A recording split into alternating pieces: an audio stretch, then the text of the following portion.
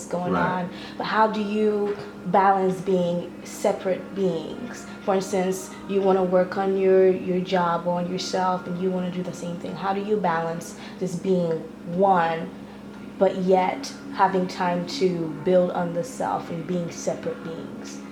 If I can. That's a tough question because there's really no such thing as one but separate. Yeah. Like for me, I take it like the Trinity. Like I feel like when you're married, it's like the Trinity. Like they're one, though they have different roles. You know what I mean? And you can call on them, and they're like, you see them differently, but they're still one. It's like that. That's what I think of us. Like honestly, I don't see. Not trying to be like, I don't know the word for it, over spiritual or something like that. No, honestly, I don't see myself outside of the union, if that makes sense. Yeah. Like I don't have goals that's like outside of the union. I think the goals that God has for me and God has for him, it makes the union.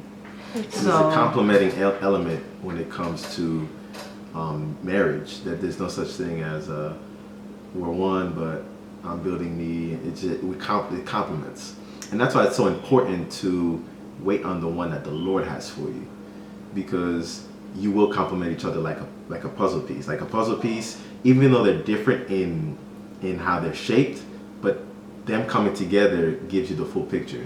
So if you remove one from the other, you won't see the full picture, and that's how it is. So any dreams that I have, visions that I have, hers as well, we complement each other. It just and so fits. We know, like, if you're bringing something to the table that doesn't fit the oneness, it's not of the Lord. Or you need to go back to prayer.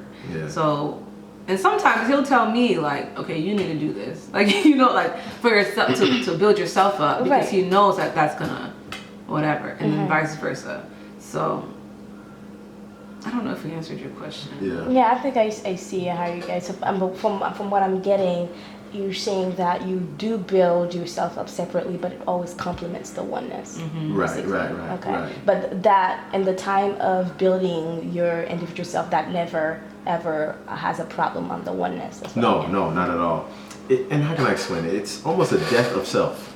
I hear that. It's a death of self, because it's the same way where when you become one with Christ, the Bible says, if you want to follow me, you have to die to yourself. It's the same way Christ is with the church. It's the same way with marriage. The same way when I unify with Christ, I die to myself. It's the same way. Like when I come together, when you become one, I die to myself. So any outside dreams that I had when I was single, if it doesn't complement us and our family, No. there's no more of that.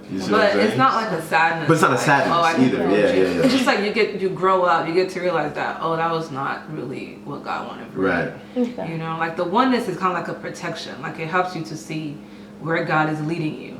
Because if the dreams that you had doesn't fit it, then that's not where God wanted you to go anyway. And so it's kind of like a shield and then a direction. It helps you to see what direction, if you're going in the right direction or not. No. And I think that's what caused a lot of splits in marriage. Yes. Because you have people who, they say they're married, but they're still building their own individual selves. And with that, it's going to crush the union. Yeah, that's one of the main reasons why I asked, because I know a lot of people are like, we're married but working separately, and I'm just like, okay, good. It complements. Yeah, for sure. What are some challenges that you've faced in just being married? Just life, or just like with each other? With each other.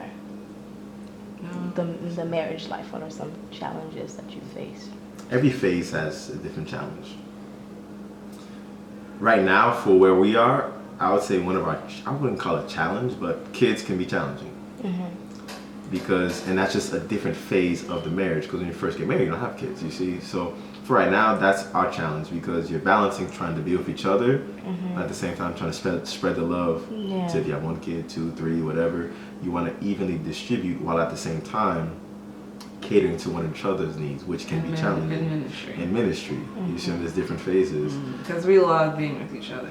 Love being with all each the other. time. Yeah. So I mean, that's what we knew before we got married, and that's what we knew when we first got married. So now it's like you add stuff to our time, we got to figure that out, you know? But I would say one of our challenges in the beginning, communication. You know, communication was I would say that was one of the biggest challenges for us because for me, I would say for me, if she upset me, I wouldn't say anything. I would just let it fester, right? And then she'd be asking me like, what's wrong? And I get more mad because I'm like, you should know why.